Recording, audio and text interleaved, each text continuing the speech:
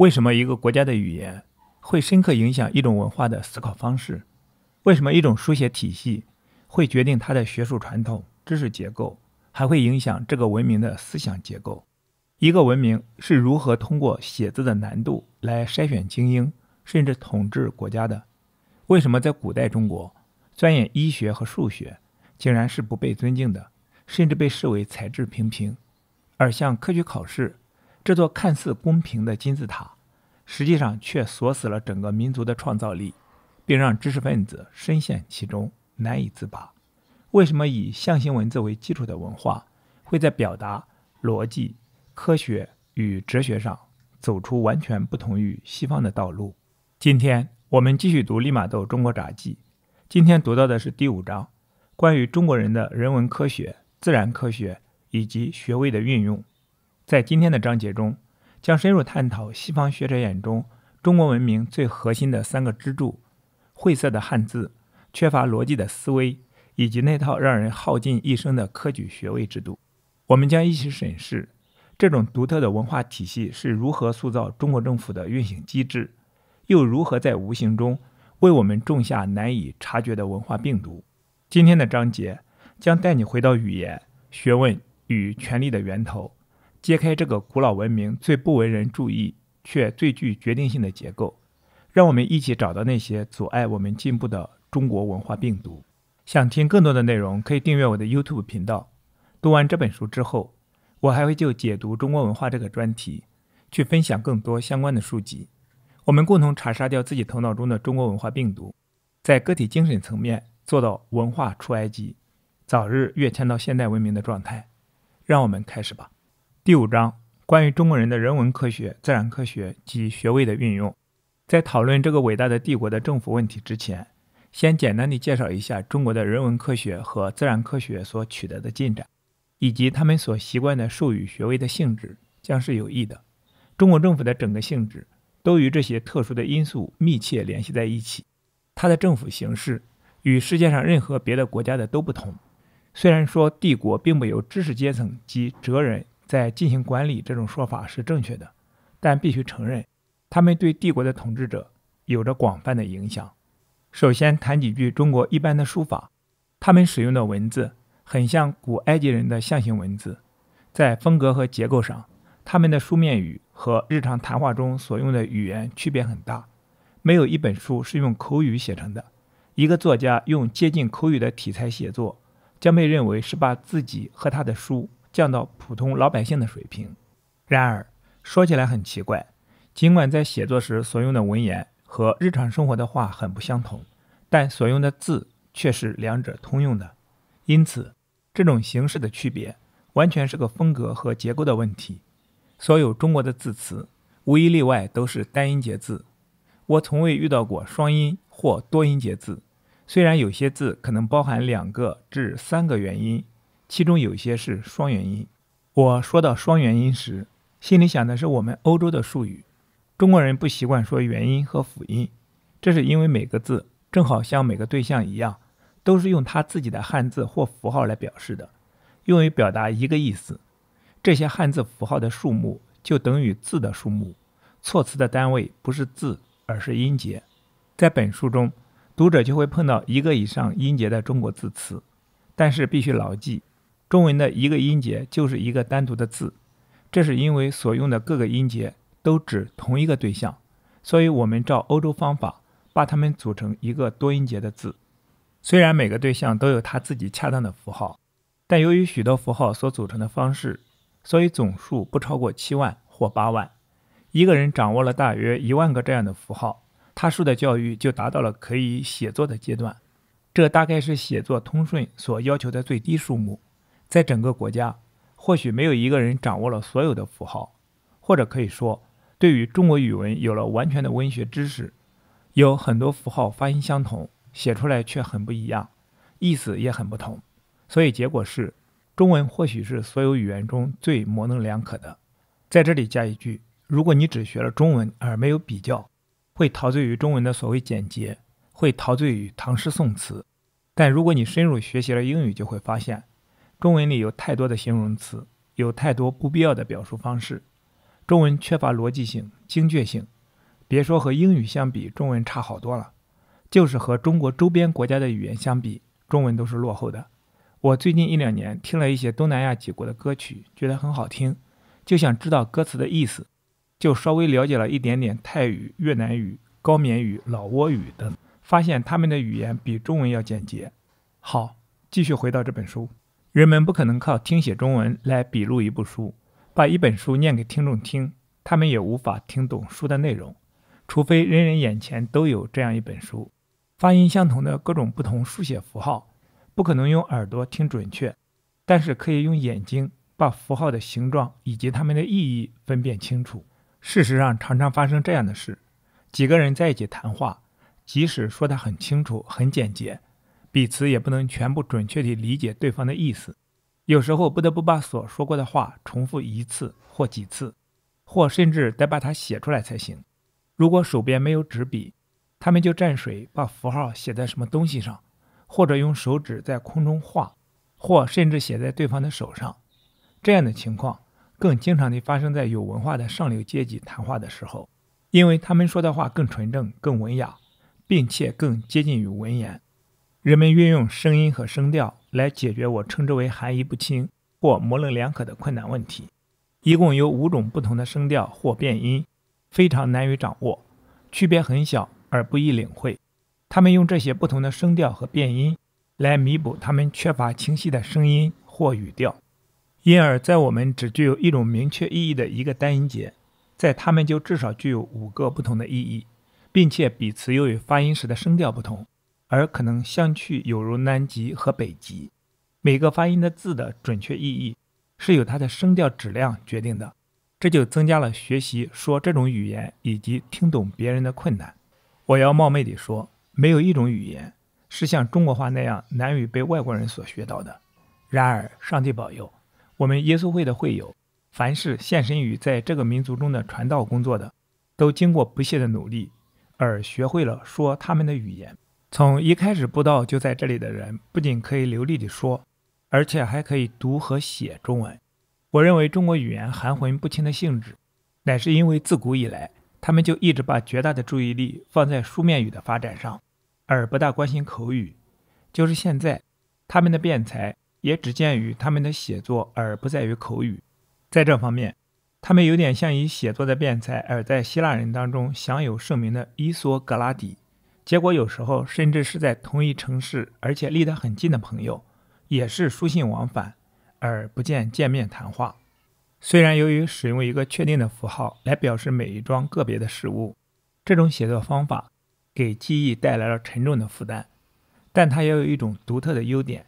这是我们在前面还没有谈到的。有些国家在他们的口语方言之间有很大的不同，但书面语却是共通的。他们最后可以通过交换书籍和信件相互接触，这是通过说方言所无法做到的。例如说日本人、朝鲜人、交趾人，也就是越南人和琉球人，有一些大家都有的书，但是他们口语差别很大，以至于谁也听不懂别人的话。他们都能看懂同样意义的书面语，但是每个民族却都说他们自己的特殊方言，甚至在中国的各个省份口语也大不相同，以致他们的话很少有共同之点。然而共同的书写却构成彼此接触的充分基础。除了不同省份的各种方言，也就是乡音之外，还有一种整个帝国通用的口语，被称为官话，是民用和法庭用的官方话。这种国语的产生可能是源于这样一个事实，那就是所有的行政长官都不是他们所管辖的那个省份的人，这一点会在后面解释。为了使他们不必须学会那个省份的方言，就使用了这种通用的语言来处理政府的事务。官话现在在受过教育的阶级当中很流行，并且在外省人和他们所要访问的那个省份的居民之间使用。懂得这种通用的语言，我们耶稣会的会友就的确没有必要再去学他们工作所在的那个省份的方言了。各省的方言在上流社会是不说的，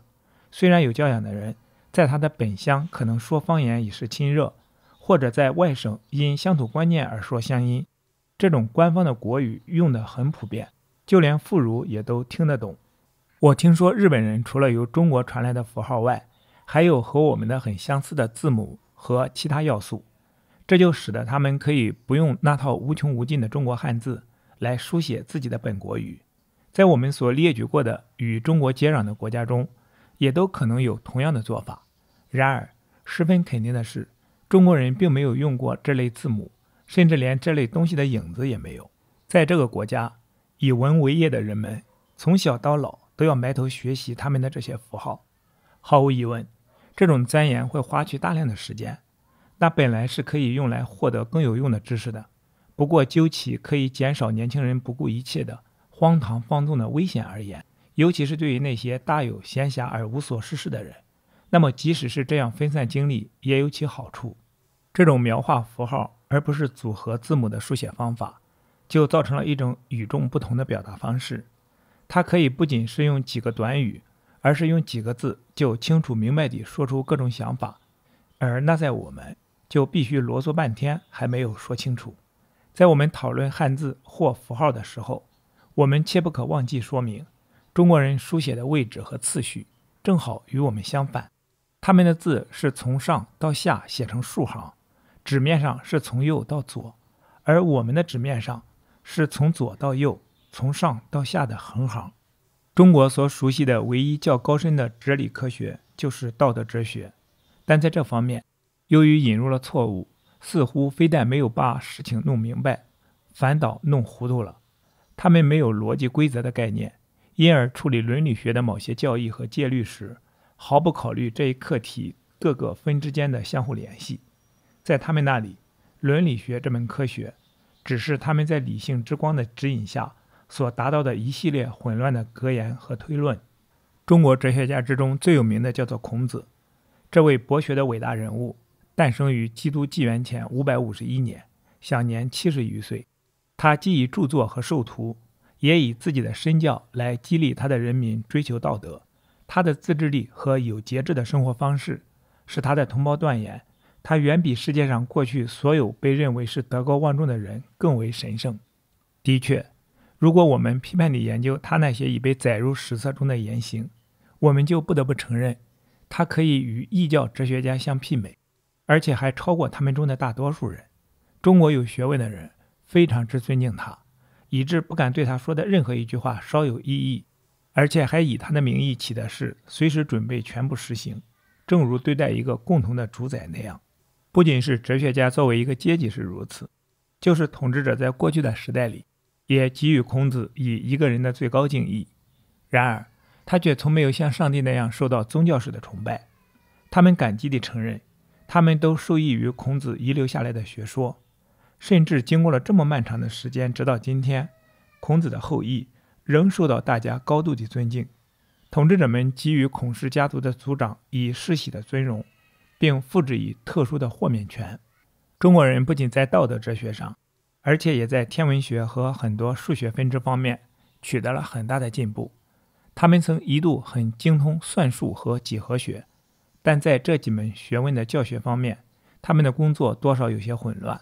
他们把天空分成几个星座，其方式与我们所采用的有所不同。他们的星数比我们天文学家的计算整整多400个，因为他们把很多并非经常可以看到的弱星也包括在内。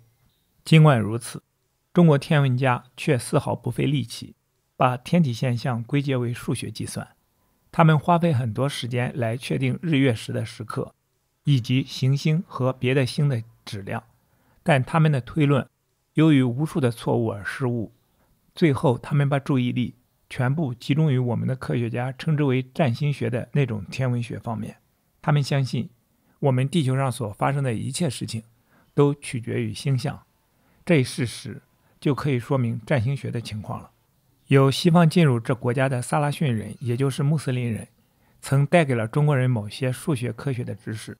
但这些知识很少是以确切的数学证明为基础的。撒拉逊人留给他们的大部分是一些规则的表格，中国人用来校准月历，并按照表格归纳他们对行星以及天体运动的计算。目前管理天文研究的这个家族的开国皇帝朱元璋禁止除了以世袭入选者之外的任何人从事这项科学研究。禁止的原因是害怕懂得了星象的人便能够破坏帝国的秩序，或者寻求这样做的机会。当今皇帝花很多钱支持2个不同的历算学派，入这些学派的人或留在宫中做宦官，或在宫外做皇室官吏。其中有2人在北京的钦天监任职，这2派中之一遵循中国人的方法，中国人宣称自己掌握了测定日历和日月食的知识，另一派遵循穆斯林人的体系，把同样的事实纳入由国外传来的表格，各派或钦天监得出的结果经常要做比较，从而可以互相补充或矫正，以便做出最后的决定。在这里加一句，此时我又想起了文明西来论。其实中国的很多东西都是从西亚或西南亚传入的，连算盘、乐器等等太多了，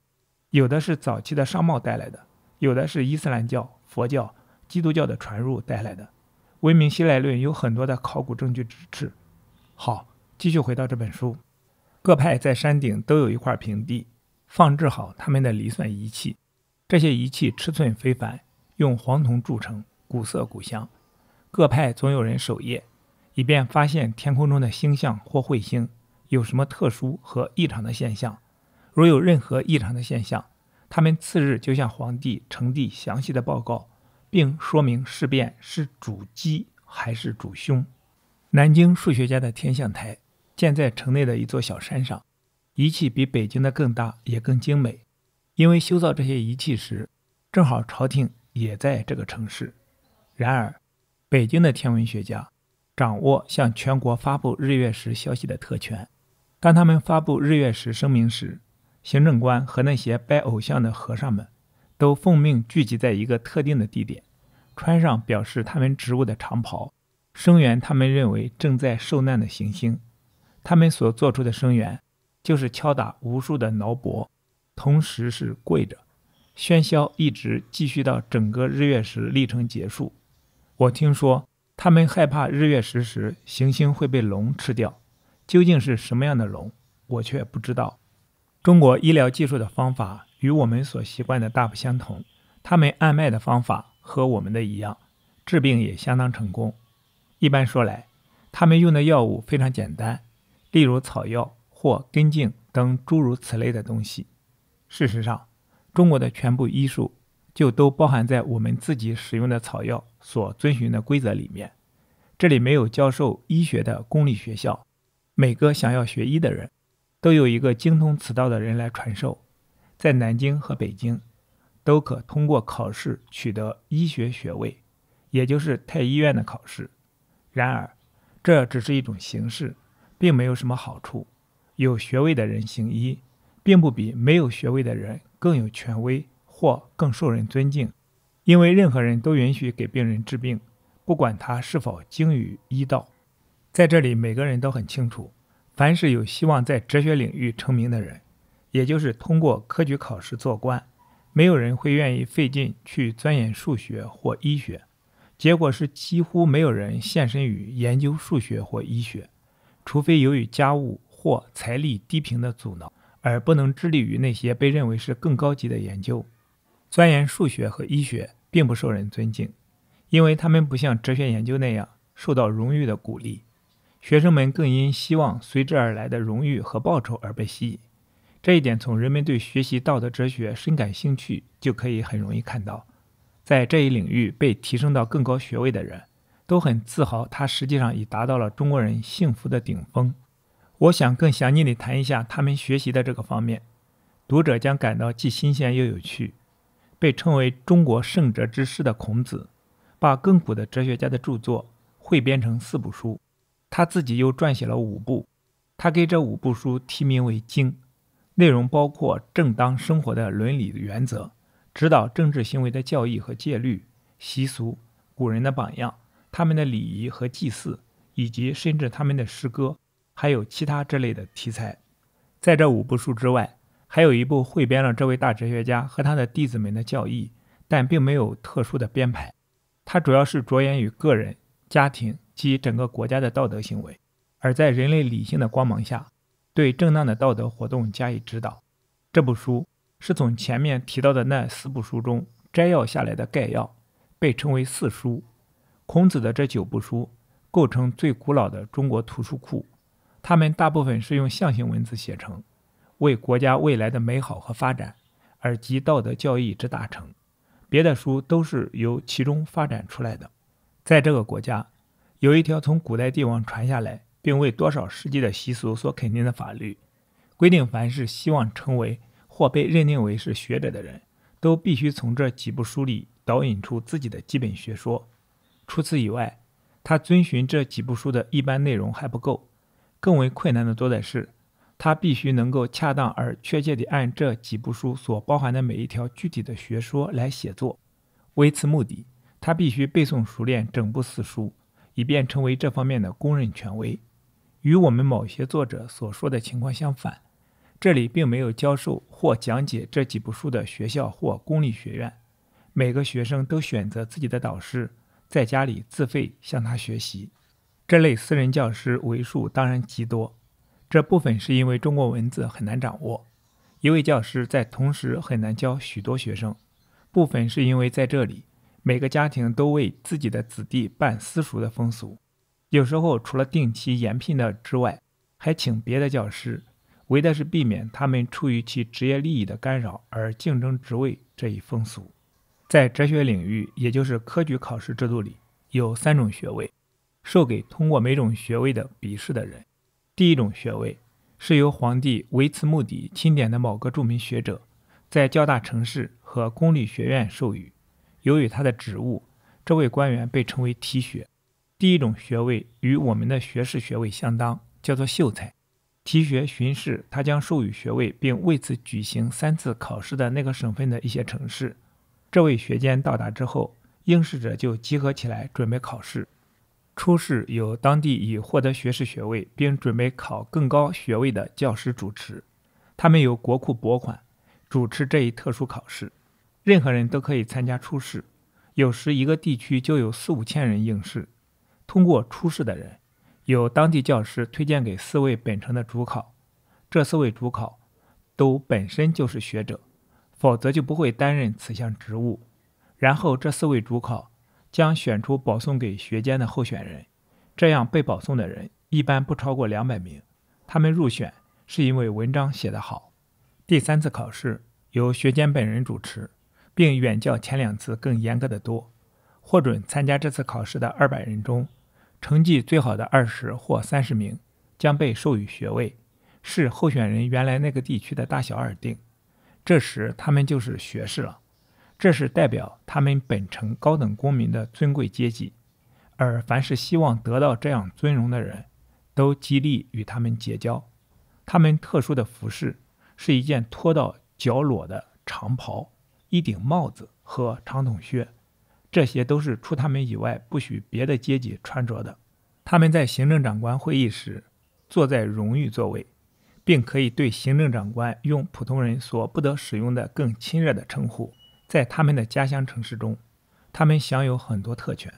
并被视为高于学官和那4位本城主考之外的一切人。别的行政长官也不轻易审判他们所提出的或者是被控的案件。学监的职责并不限于这批新学士，他还负责往年考中秀才的人的品行，严格衡量他所做的进步和所犯的懈怠。为此他设立5个不同的等级，按他们文章的质量加以评定。被列为第1等的授予公职，但不是高级公职；第2等也受到奖励，但荣誉要小一些；第3等属于平平，既不受奖也不受罚；第4等的则被认为是懒散，必须对他们的缺点处以罚款。最后，如果一位学士不幸落入第5等或末等，他就被剥夺学士的称号，降为平民。这样做是为了防止成为学士的人因生活优异而对他们非常刻苦学到的东西失去兴趣，并且忘记。中国士大夫的第2种学位叫做举人，可以和我们的硕士相比。这种学位在各大省份以很庄重的仪式授予，但只是每3年在8月举行，并不是所有希望得到这种学位的人都能得到，只有第1流的人能被选中。他们的数目取决于该省的地位和名声。在南京和北京两区有150名学士应招赴硕士考试，浙江、江西、福建各为95人，其他各省更少一些。这要视该省的地位和以前该省已经中举的人数而定。如前所述，只有学士才能应招参加这一第2级学位的考试，而且并非他们全部，选择由学监做出。他从各省各城市或学习中心召集30人或最多40人，这一选择根据笔试成绩。但是虽然选择很严格，在有些较大的省份，投考硕士学位的人数却常超过4000。每当到了这3年考试的时期，例如1609年举行过一次，下次将在1612年举行，日期是在第8次月圆之前几天，公历则常在9月份。北京的官员就向皇帝呈递100名全国最著名哲学家的证件，从这份名单中，皇帝指定30名，或每省2名，主持对硕士学位的公开讨论。这些主考官中，必须有1名是由皇家学院，也就是称为翰林院的机构选出。翰林院的班子被认为是由全国最知名的学者所组成。主考官一经皇帝指定，就只剩有足够时间，必须立即启程去他主考的那个省份。而且还有很多监察官被指定来保证主考官在召集硕士们之前，不得与该省任何人谈话。在这次考试中，地方行政长官招请本省最著名的学者或哲学家来协助朝廷所指定的这2位省级主考官对应考人交上的文章进行初步讨论。在每个大城市都有一座专门为这一考试而修建的宽阔无比的宫殿，中国人叫做贡院，四周围以高墙，考场内有许多套间，隔绝外界事务，专供上面提到的官员讨论呈交上来的手稿。在这座宫殿的中心有4000多个小间，每间只够放下1个人用的一张桌子和1把椅子，小单间构造的使相邻的人都不能谈话甚至见面。当本地考官和朝廷考官到达这个城市时，立即被带到这座宫殿里各就各位，而不得和任何人谈话，甚至在评阅考卷时，他们也不准彼此交谈。这些特殊时期，日夜都有地方官吏和军队的警卫不断地在巡逻，以防宫殿内工作的人和外面的人以口头或书面形式进行任何接触。每次都规定同样的3天，在全国进行这一考试，也就是阴历8月初9、12和15。参加考试的人被准许在上了锁的门里，从清晨一直写到日落，并且以公费供应他们前一天准备好的简单饭食。候选的学士进入考场时，要受到仔细搜查，看有没有夹带书籍或字纸。在考试时，他们携带几支笔、砚台以及纸墨，他们的衣服甚至笔砚都要仔细检查，以免作弊。如果发现任何作弊行为，他们不仅被剥夺考试资格，而且还要严加惩罚。当候选学士进入宫殿时，就关闭大门，并在外面贴加盖官印的封条。皇帝指定2个主考官，分别当众解释从4书中任意选出的3段，然后他把这几段作为总题，并必须按照每个考官选定的题目各写1篇文章，然后再从5经中的任何一本中选出4段作为附加的考题。应考的每个人可从他专攻的经书中选写题目，这7篇文章必须能够证明不仅用词得当，而且对经书中的思想理解正确，并严格遵照中国修辞的规则，每篇论文不得超过500字，正相当于我们习惯的同样字数。在考试的第2天，经过2天休息后，仍与以前一样关在门后面。考试的题目就涉及过去所发生的事情、古代编年史，以及在最近的将来可以期待发生的事件。这些文章要写成一式3份，采用呈给皇帝的奏折形式，说明在某种情况下，从帝国利益的角度，应采取什么样的措施最好。在第3天，要从指导行政的计划时将可能出现的各种可能性中，抽出3道难题或策论进行考试。答卷仍要写成一式3份，各份都说明作者对解决他选择来讨论的策论所要提供的判断。当各个候选人选定他要进行讨论的论题并记牢以后，他就进入负责官员指定给他的房间，默默地进行写作。每个人都必须把他的手稿再抄入一本特别带来的纸本上，在文章的最后，除了自己的姓名以外，还要写明他祖上3代的姓名，然后这个纸本也要加封，只有负责人才能起封。每个人这样的手抄本可以随他用多少，并把他们亲手呈交负责人。这些抄本由专门指定的书记或抄手重新抄写一遍。为防止任何作弊，抄本上都用红笔写上一个特别的字，然后再送交主考官，而作者的原笔记则全部消除。这些不留笔记的手稿才是送交主考官评定的试卷，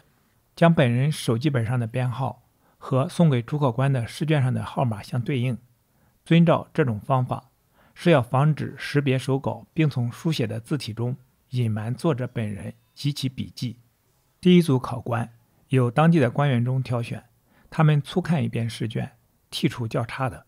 他是这样进行的，以致送到钦派考官面前的试卷数量不会超过硕士候选人数的1倍。例如，如果准备授予150个学位，就选出300份试卷送到钦派考官处复试，然后按预定学位数目选出最佳的试卷。在评卷时，试卷排定为头、2、3等，各等内都顺序排列。然后考官把中选的试卷与每份有相应号码的原稿对刊，以便找出作者的姓名。阴历8月底，官员们聚集在一起，获胜候选人的姓名用大字写在公榜，公之于众。这一仪式对于竞争中的幸运者的亲友们是巨大欢乐的时刻。硕士学位要比学士高出很多，随之也就更加尊贵，而且有更大的特权。取得硕士学位的人一般认为还要继续学习，进一步取得博士学位。如果他不肯这样做，他就连做低级官职的资格也没有。考试完毕，上述的仪式结束之后，钦派的主考就印出一本书发行全国，载有考试的结果、新硕士的名单，还有所试个体的杰出答卷。这本书以荣誉地位砍出所获得最高名次的人，他被尊为解元。这本书被印成精装版，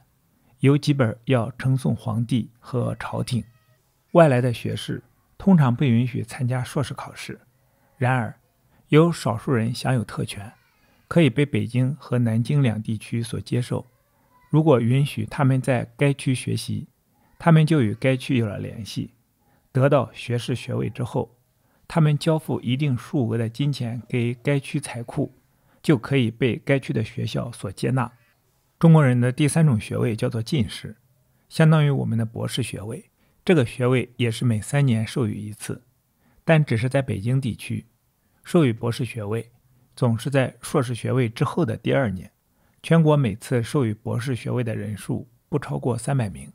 任何省份或有硕士学位的人都可以自由参加这一考试，随便应考多少次。考试在前面提到过的日子在下半月举行，方式与上述的前一种学位考试完全相同，只是或许因为这一学位具有更大的尊严，所以采取更多的防止作弊和徇私的措施。这次考试的主考官是从被称为阁老的朝廷高官中挑选出来的最严格的，我们后面还将再谈到他们。考试结束后，考试结果在上面提到的同一地方以同样的方式公布。唯一增加的项目是，新博士全都转移到皇宫，在那里当着朝廷阁臣，有时也当着皇帝的面，就一个给定的题目写一篇论文。这次竞争的结果决定这些博士将授予3级官员之中的哪一级。这是一次著名的考试，全部内容只是做一篇相当简短的论文。在正规的博士考试中已经取得第1名的人，在这次中试中最少也能保证第3名。那些在这次考试中取得第1、2名的人则被赋予殊荣，他们一生都可确保高级公职，他们享有的地位相当于我们国家的公爵或侯爵的地位，但其头衔并不世袭传授。新博士立即穿戴上他们特殊的服装，还有特定的帽子、靴子，以及官员的其他标志，并提升到官职品级中较富较高的俸禄。从这个时候起，他们就属于取代硕士地位的另一个社会阶层，并被算作是全国高等公民之列。一个外人很难体会他们的地位比他们以前的学长们高出多少，而那些人却总是让他们上座，并以最奉承的称呼和礼貌来款待他们。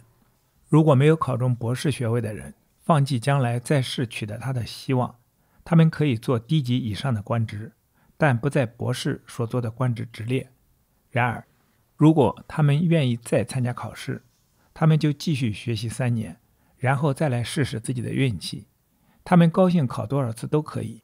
我们知道有些人虽然运气不好，却不绝望，仅为了博得这项荣誉而应试10次之多。他们抱定要么全得，要么全无的原则，甚至把他们的整整一生都消耗于徒劳无功的尝试。这里也和较低等级的情况一样，考试结果以私人课本的形式出版，由各主考官加以整理，包括考中的候选人名单和优秀的论文。每年还另出版一本书，列入全部哲学博士的姓名和住址、上辈的姓名、他们担任过的各种官职以及任职地点。这是一种姓名录，人们可以从中查出每个博士从取得学位之年直到现在或直到死亡都曾任过什么官职。除此以外，还记录有他们官职的升降，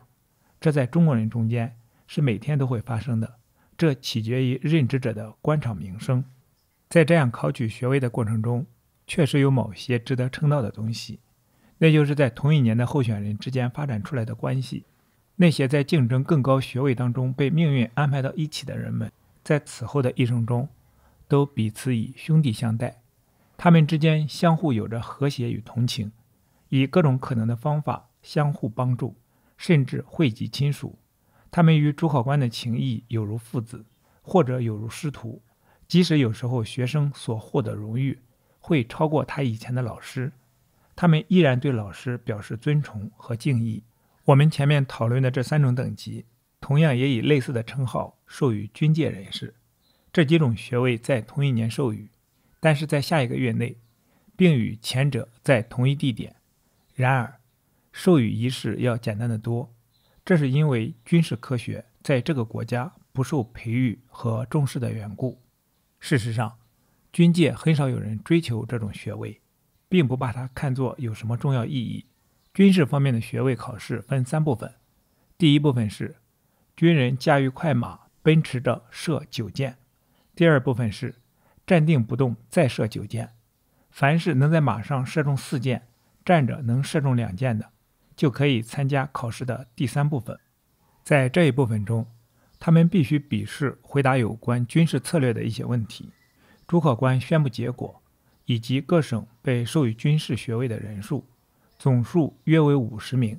在北京授予哲学博士的那一年，在通过必要的3场考试之后，也给从全国军事硕士选中的大约100名博士命名。取得博士学位的军人要比硕士学位的优先被任命为军官，但是他们必须花钱谋求官职。取得博士称号之后，不管是哲学方面的还是军事方面的，